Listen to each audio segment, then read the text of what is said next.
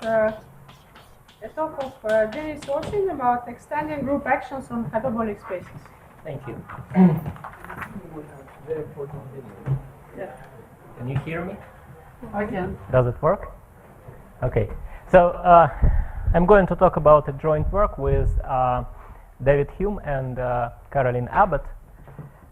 The paper is already in the archive, so if you want to see some details, you can just look at the paper. So what I'm going to talk about is a natural question. Somehow the whole the whole paper is motivated by the desire to find something which is similar to the construction of the induced representation, but in the settings of geometric group theory, where instead of representations you consider actions of groups on metric spaces. So let me first informally explain the problem. So the setup is the following. Suppose we have a group G and the subgroup H, and suppose that H acts on a metric space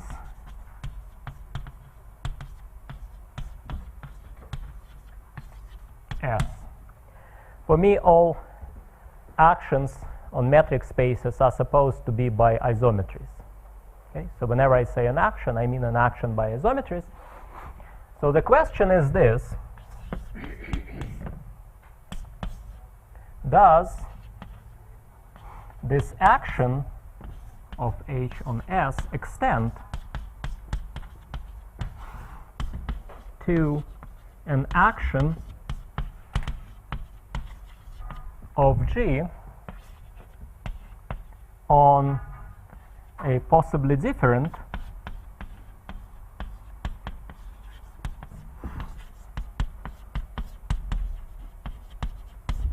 metric space?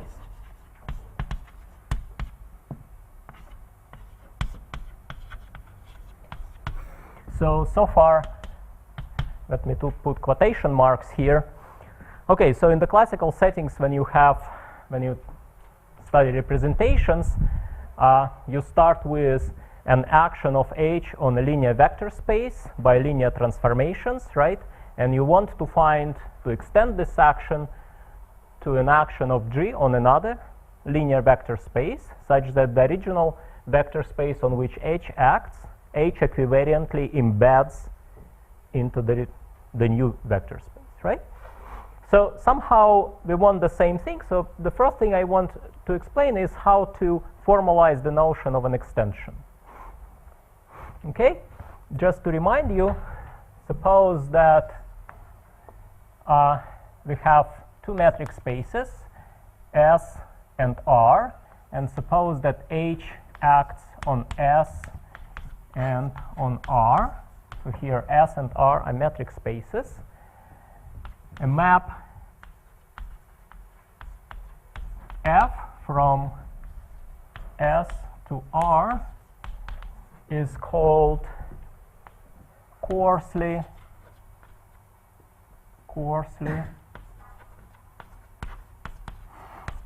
H equivariant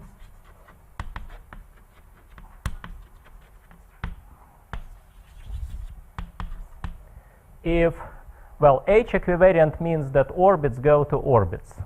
Coarsely H equivariant means that orbits go to bounded neighborhoods of orbits.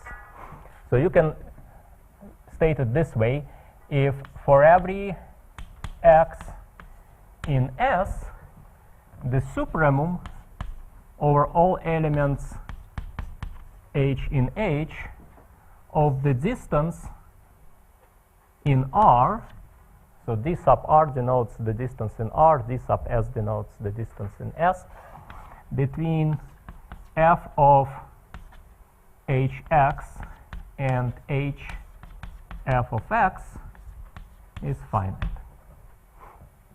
Notice that I do not request this to be uniformly finite for all x. We don't take supremums over all x. So it simply means that every orbit goes to a bounded neighborhood.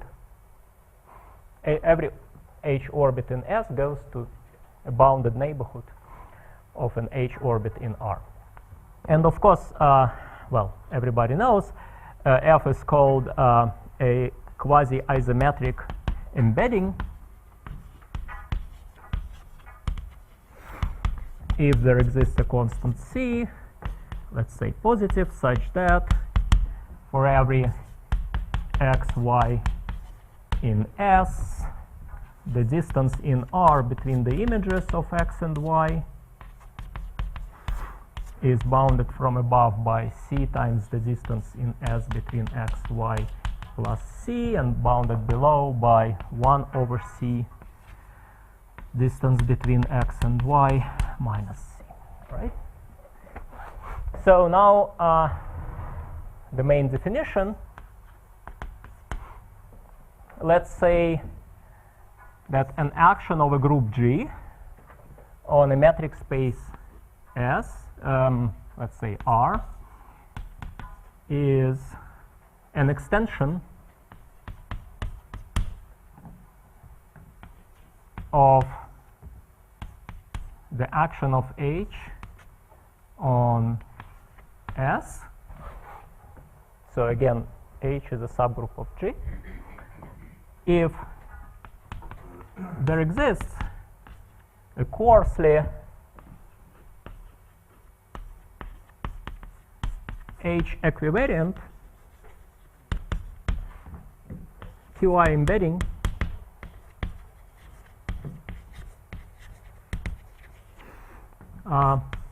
R into S. Well, sorry, the other way around, S R. So if you think a little bit, you realize that this is the most natural definition of an extension in our settings, because we don't, I mean, we want to consider notions up to some sort of coarse equivalence, and that's what it is. So let me give you some examples of extensions.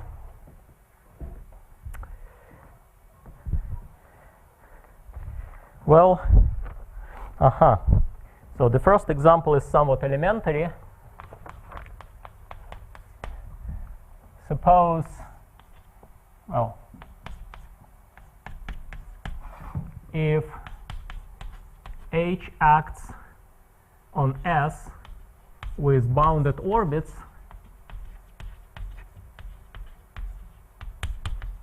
then such an action always extends to an action of G. You just take the trivial action of G on the point, and it's going to be an extension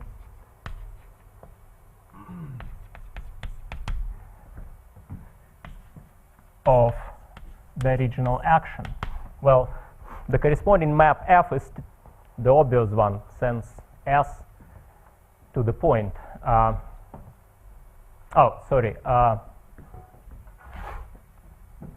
Must be on S.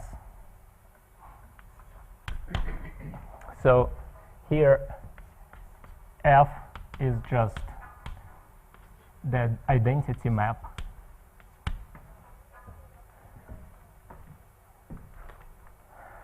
so this is the trivial action.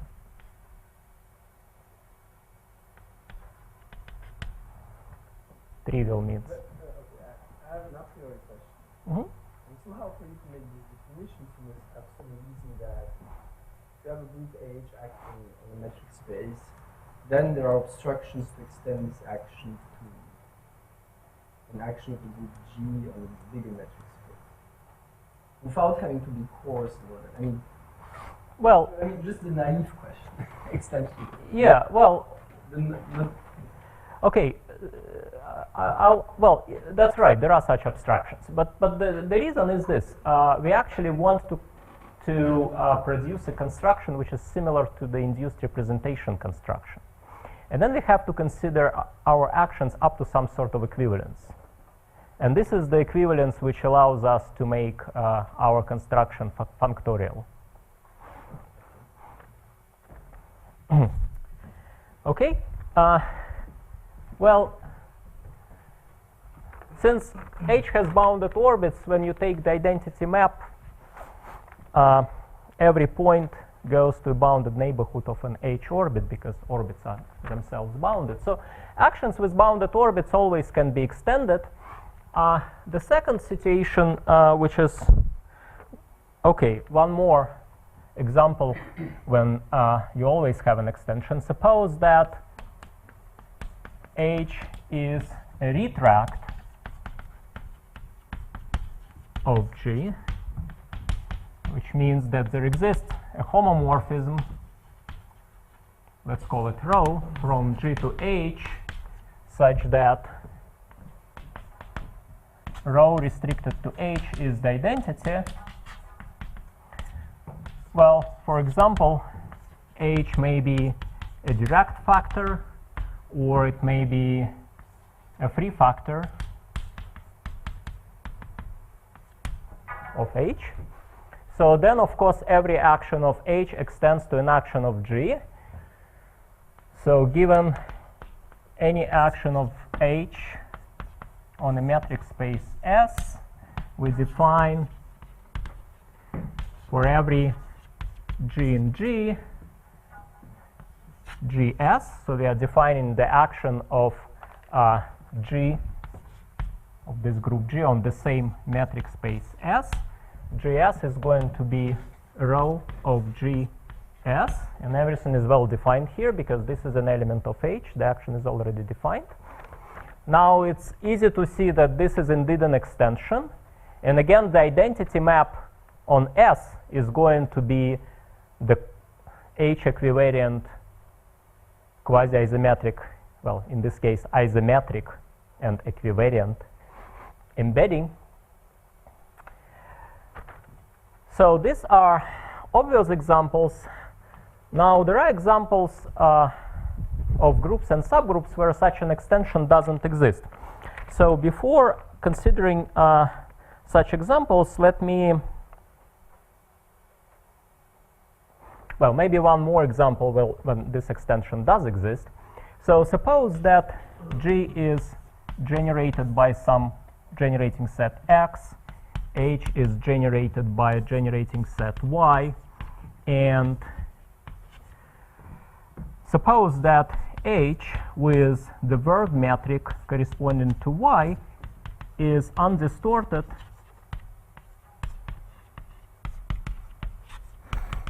in G with respect, well, with the word length corresponding to X. So for simplicity, let's assume that X and Y are both finite.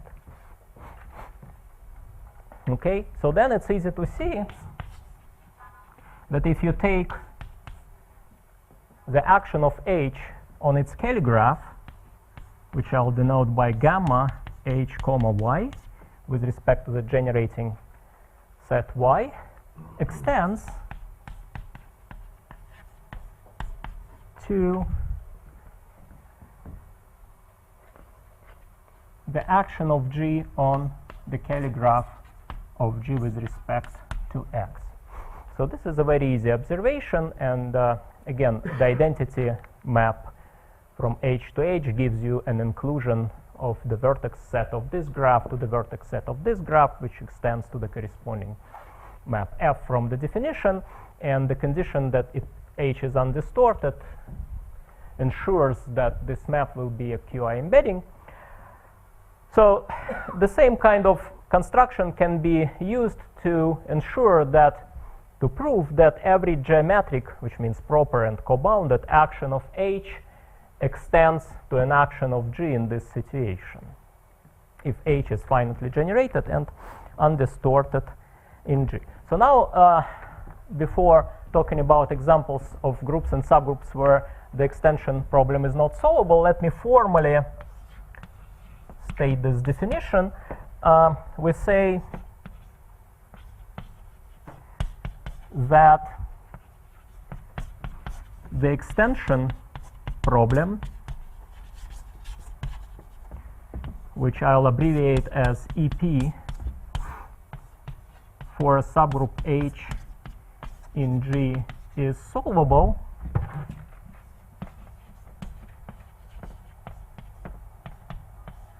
if every action of H on a metric space extends to an action of G. Every action can be extended.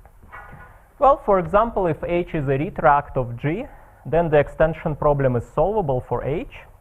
So it's solvable for free factors and direct factors. Now here is an example where the extension problem is not solvable. And before explaining this example, I need an observation. So assume that the action of G on R is an extension of the action of H on S, and the action of H on S has unbounded orbits. Then so does G on R. So if this is an extension of this and this guy has unbounded orbits, this guy must have unbounded orbits, because when you take the extension, orbits go to bounded neighborhoods of orbits, and being within bounded distance from an unbounded set is the same as being unbounded, right? So now here is the first example where the extension problem is not solvable. Let's take G to be the symmetric group of natural numbers. I don't assume that we only consider permutations with finite support. And this group has an amazing property which was first observed by Yves Cornoulier. Where is he? He is here. Okay. And the property of this group is that every action of this group on a metric space has bounded orbits. Now, as we all know,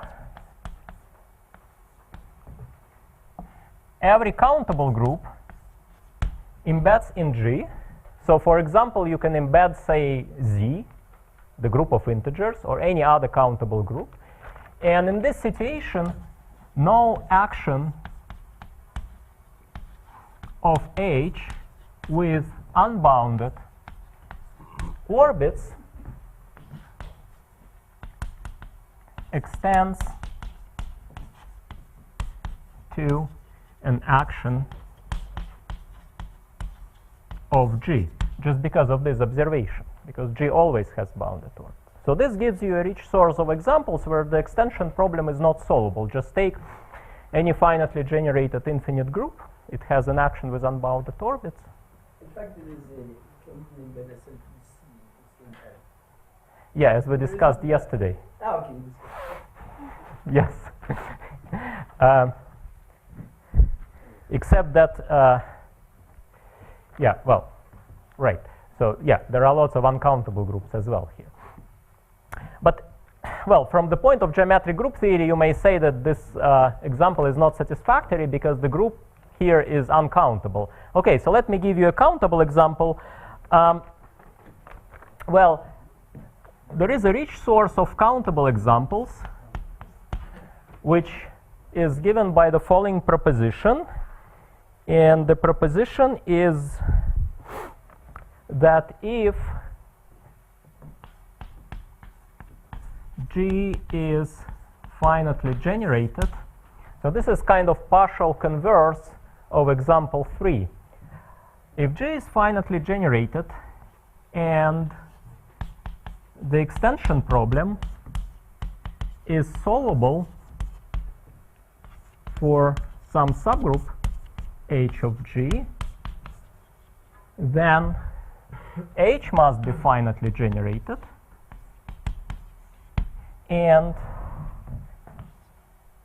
it is undistorted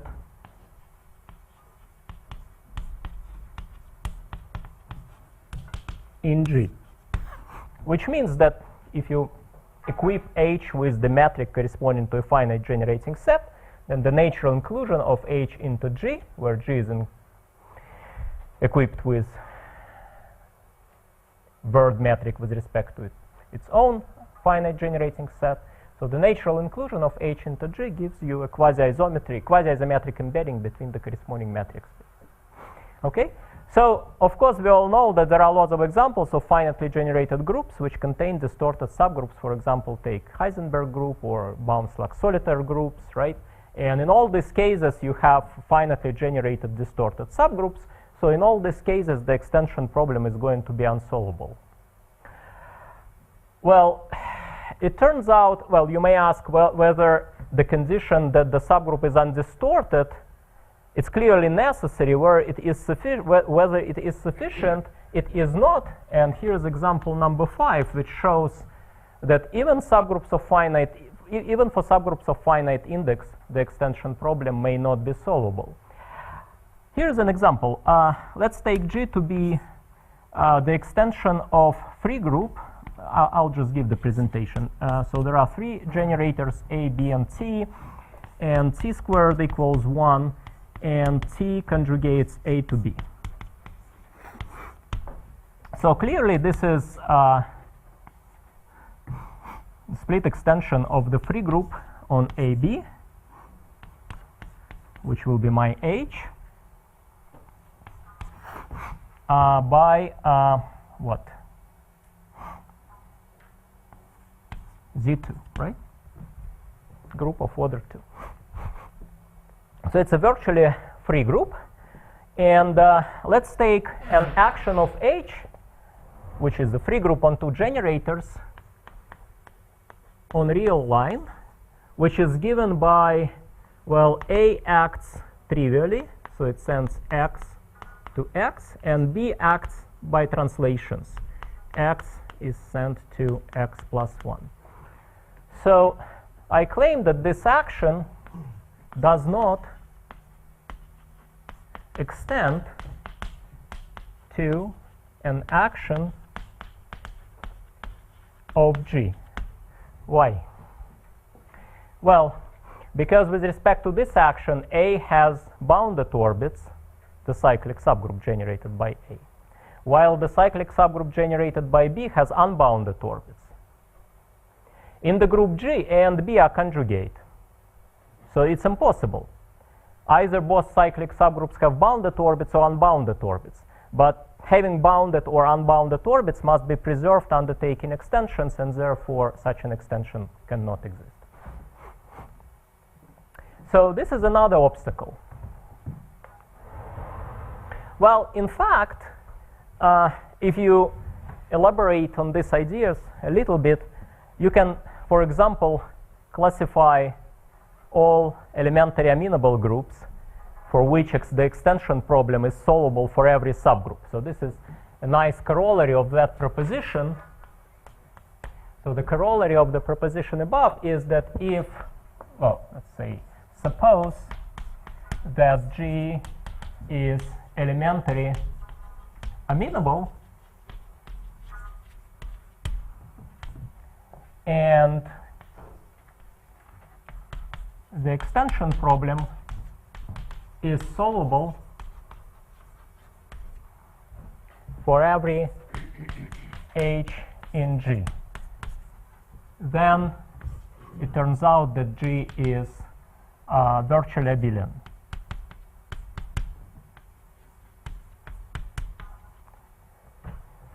I have to assume that G is finitely generated here, because otherwise it's just not true. If you have a locally finite, well, I mean, you can have some pathological counterexamples otherwise. What about G equals Z? What about G equals Z? Well, G equals Z, it's virtually abelian. Yes, but it's not abelian. What? Yes, the corollary says nothing, but if you can extend from a finite index subgroup of Z to Z, is that what you say? I mean, it's not what you say, but I'm asking. Yes. Well, you can do it if and, well, you can actually, what we prove is an if and don't leave statement. So if and don't leave statement looks like this.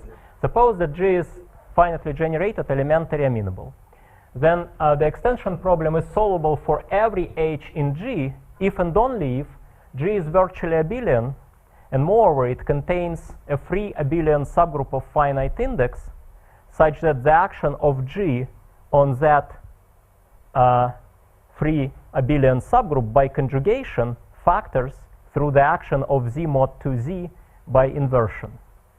So in particular, for every free abelian group it works, and also you can take free abelian group extend by involution, which inverts everything, and still you can extend everything, and morally, whenever your virtual abelian group looks like this, you can extend the action of every subgroup. So this gives you some sort of examples, but also it tells you that if you think about this famous Bryson universe, if you go in one direction, which goes towards elementary amenable groups, then having subgroups with solvable extension problem is a very rare situation, right?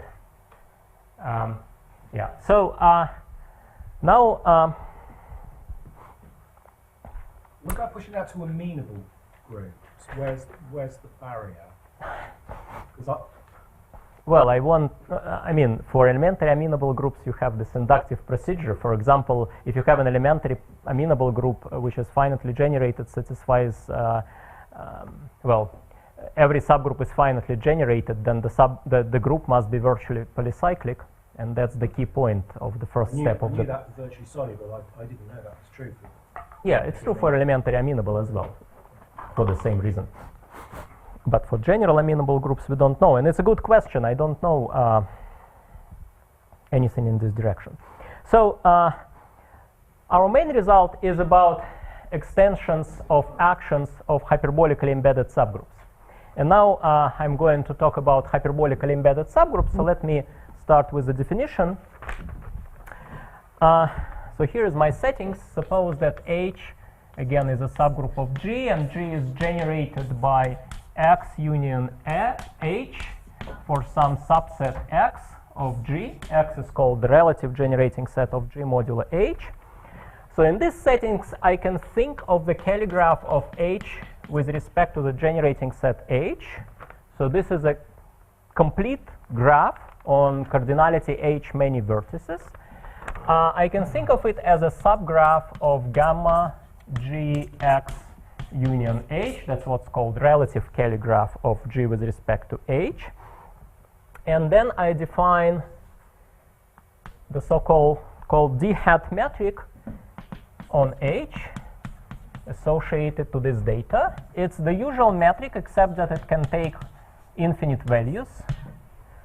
And the metric is, so it is the metric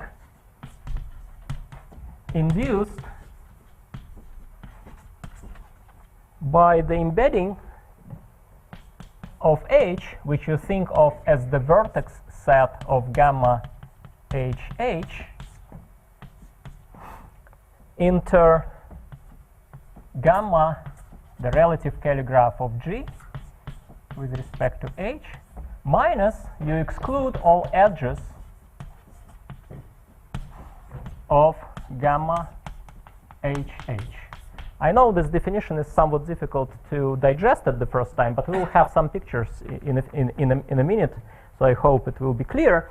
So let me state the definition.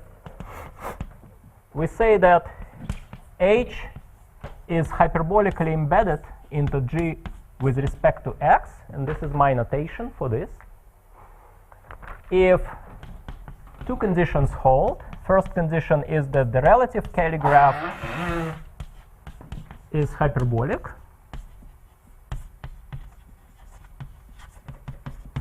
And second, that if you take H and consider this metric d hat, what you get is a proper metric space. Well, proper in discrete settings simply means that every ball of finite radius has finitely many points. Okay? So this is the finiteness condition which allows you to prove something about hyperbolically embedded subgroups. So let me consider some examples so that this definition becomes more clear. Okay, so first of all,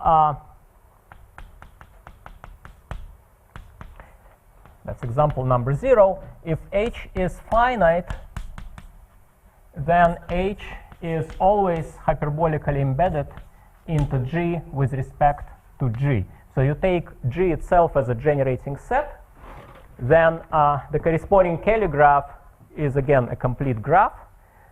So diameter 1, it's hyperbolic. Now this is a proper metric space, whatever metric you put on H, because H is finite. So this is kind of a stupid example. There is yet another stupid example. G is hyperbolically embedded into itself with respect to the empty generating set.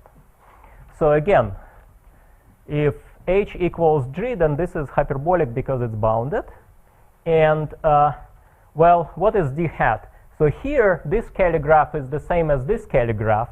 So you basically exclude all edges.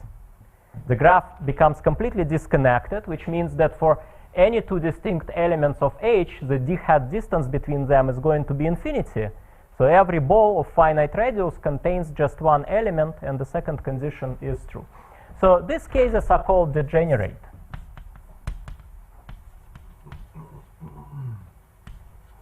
In this case, we say that H is degenerate. Now let's consider some less trivial cases. So for instance, suppose that G is H cross Z. Z is generated by some element X, which is 1 on minus 1. Let's take X to be the set consisting of this one generator. So this is capital X. And then, well,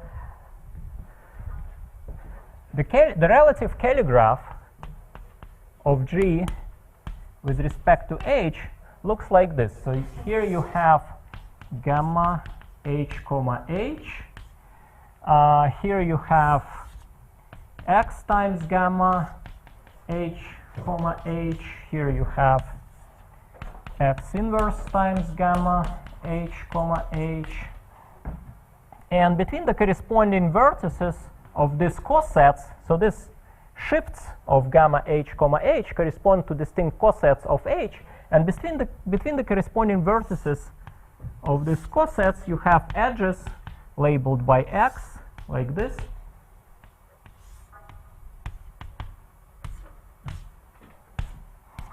Okay, so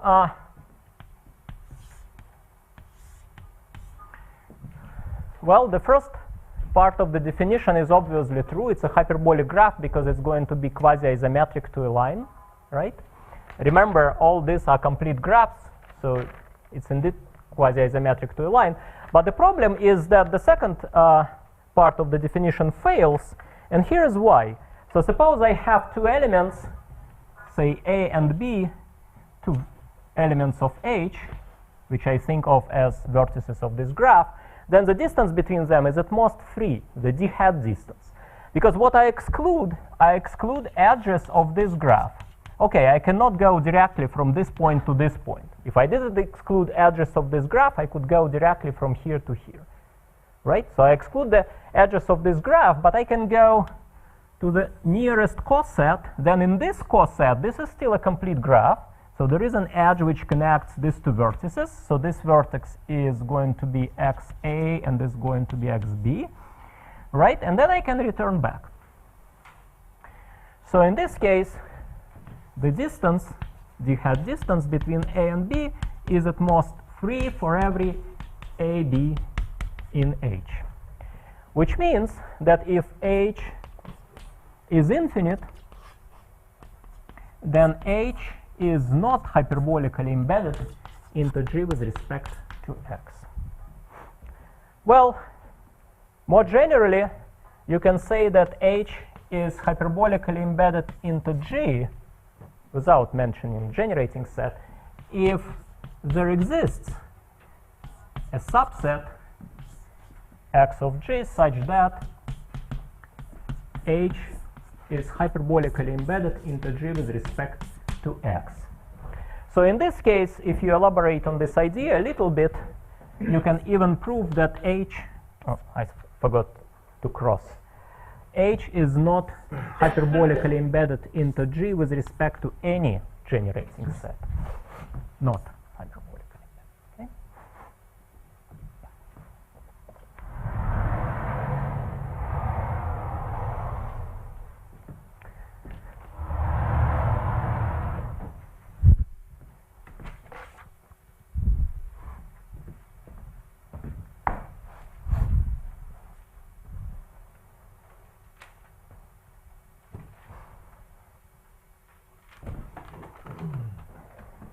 So now let's consider by the way, I forgot to mention that this notion of a hyperbolically embedded subgroup, it was introduced in my joint paper with François Damani and Vincent Girardel.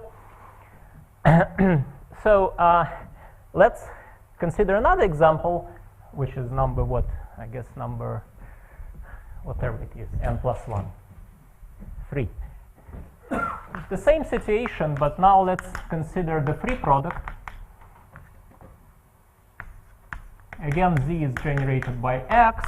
Capital X is just little x. And in this case, the relative calligraph of G with respect to H looks like a tree-like structure. So this is gamma H, comma H. It's difficult to draw something because you have kind of infinitely many edges which originate in this graph, and then they lead to cosets, and then you have this kind of tree-like structure. But now, if you take any two elements, A and B, which are vertices of this calligraph, if you want to go from A to B, and remember, we cannot go inside this coset.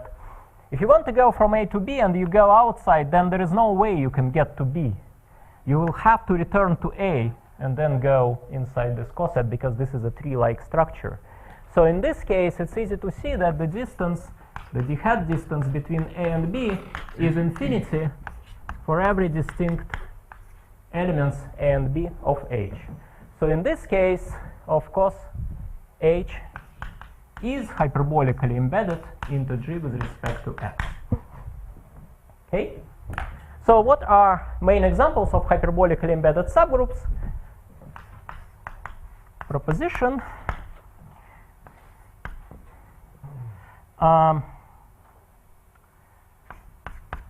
There exists a finite X, a subset of G, such that H is hyperbolically embedded into G with respect to this finite set X, if and only if G is hyperbolic relative to H. So those of you who are not familiar with the definition of a relatively hyperbolic group can think of this as a definition. Those of you who are familiar, well, more knowledge causes more troubles, so you can try to prove this. But this, this proposition was proved in my paper with François Damani and then Vincent Girardel. So you can think of it as a definition of hyperbolically embedded, of a relatively hyperbolic group. So this is a huge source of examples for finite sets X. Now for infinite sets X, for example, if you take A, an element of the mapping class group of a surface, and A is pseudo-Anosov,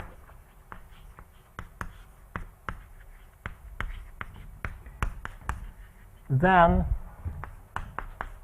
there exists a virtually cyclic subgroup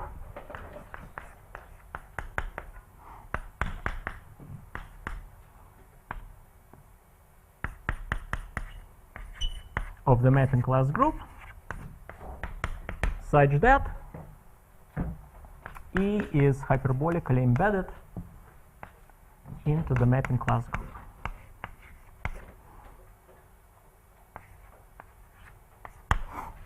So this observation, together with some results about group theoretic then fitting, allowed us, together with François Damani and Vincent Girardel, to solve some problems about mapping class groups, for example, to construct purely pseudo-NOS of normal subgroups and solve some questions about powers of pseudo-NOS of elements and so on. So this is one example. Where's A in the statement? Oh, right. So this virtually cyclic subgroup will contain A. So then A is contained in a virtually cyclic subgroup. So passing to a virtually cyclic subgroup is unavoidable, because if you think about that example, you quickly realize that every hyperbolically embedded subgroup is almost malnormal. And for example, if you have a surface of genus 2, then you have this hyperelliptic involution, which must be inside every hyperbolically embedded subgroup. So that's why you can't just take maximal cyclic subgroup corresponding to A. You have to take maximal virtually cyclic. Okay. So, okay.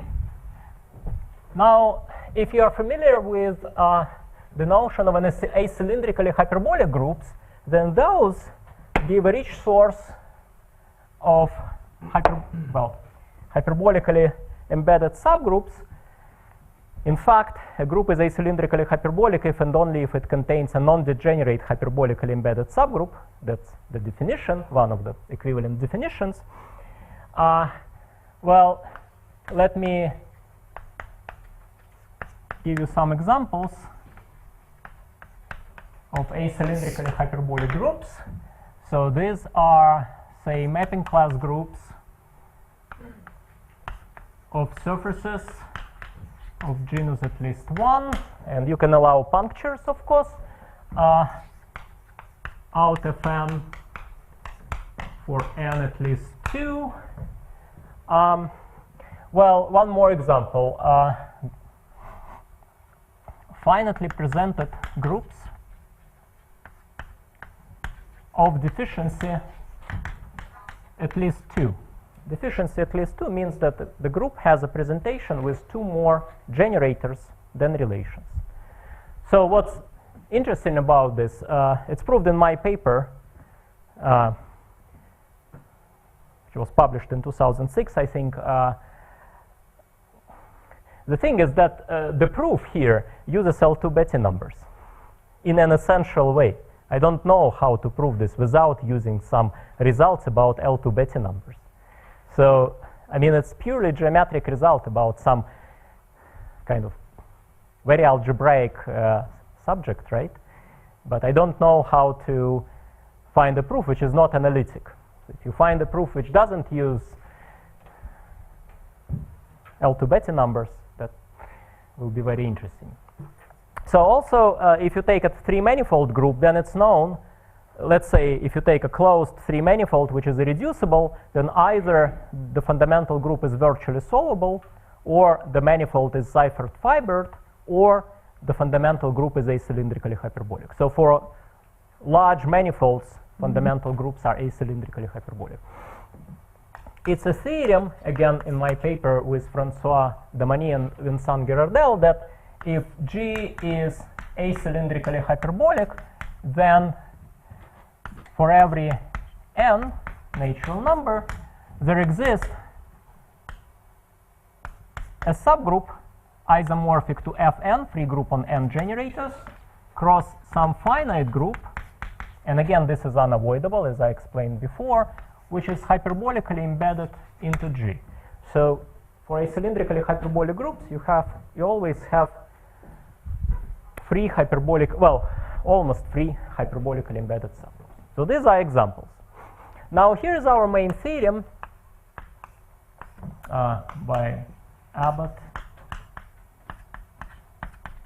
Hume, and myself. We proved that if if H is hyperbolically embedded into G, then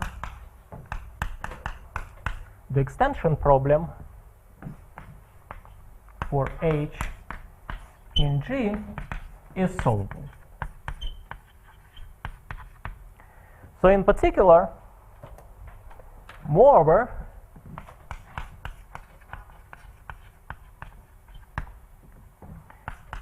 and any action of H on a hyperbolic space extends to an action of G on a hyperbolic space. Moreover, I will not write this, but I'll just say, if this action is acylindrical, then this action is also acylindrical. That's for those who know what acylindrical means. So, in particular, combined with the previous theorem, this allows us to construct lots of interesting actions of acylindrically hyperbolic groups on hyperbolic spaces, because there are lots of interesting actions of Fn on a hyperbolic space. Then Fn is a retract of this direct product, so you can extend the action of Fn you want to the action of this subgroup, and then because it's hyperbolically embedded, you extend it to the action of the whole group. So this is the subject of the talk which I'm going to give in Oberwolbach next week. I'm trying to advertise my next talk. Okay? And now I just want to mention a couple of corollaries of this result. So let's just try to think about hyperbolic groups. So what does this theorem tell us in the case of hyperbolic groups? It has the following corollary.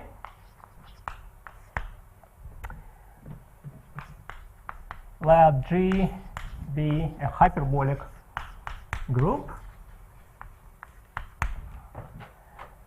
and H a subgroup of G. First, if H is virtually cyclic, then the extension problem is solvable for H in G. Second, if H is quasi-convex and malnormal, or let's say almost malnormal,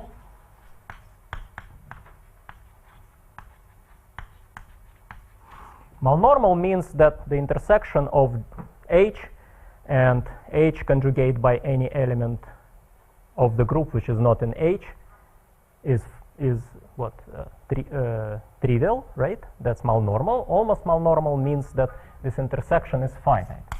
H intersection with H conjugate by G is finite for every G in G minus H, right? Then the extension problem for H in G is solvable. And 3, if the extension problem for H in G is solvable, then H is quasi-convex.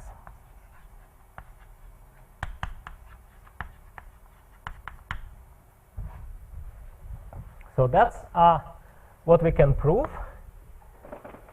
And I think I'll probably just stop here. So first observation, remember I showed you at the very beginning an example of a virtually free group and a finite index subgroup, so that the extension problem was unsolvable. So certainly not for all subgroups of hyperbolic groups the extension problem is solvable. Not even for all quasi-convex subgroups, right? On the other hand, well, how do we prove this? Quasi-convex and almost malnormal implies that G is hyperbolic relative to H. This is actually due to Brian Bowditch.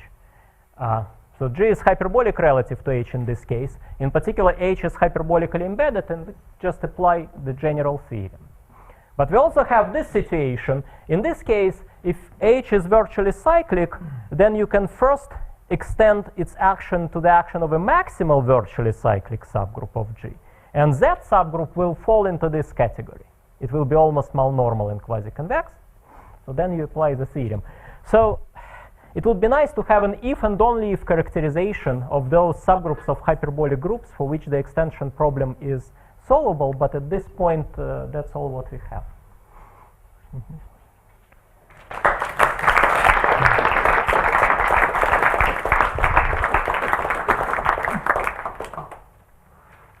Questions? So can you construct an explicit space for out FN to act on asymmetrically? How constructive is your main theorem? Well, yes, you can do that, but the problem is that probably what you want a space where every, say, fully reducible automorphism will act. Well, that was my second question. What do you get as hyperbolic elements? Yeah, right. I mean, you can start just with one fully reducible automorphism and then apply our construction, but what you get is a space on which the group acts in such a way that many fully reducible automorphisms act elliptically, which is bad. Question: if you have a subgroup such that the axioms of Bestina, Brombeck, Fujiwara are satisfied, can their construction of quasitrees and replacing vertices by, and do you have EP in that case? Well, there are two papers by Bestina, Bromberg, and Fujiwara. You mean the paper where they construct what they call projection complex, right? Yes. So the axioms of a projection complex. Well, that's not clear. Well, not necessarily, because this subgroup may not be malnormal. So you have to, you have to add something. But this is not very far from being hyperbolically embedded.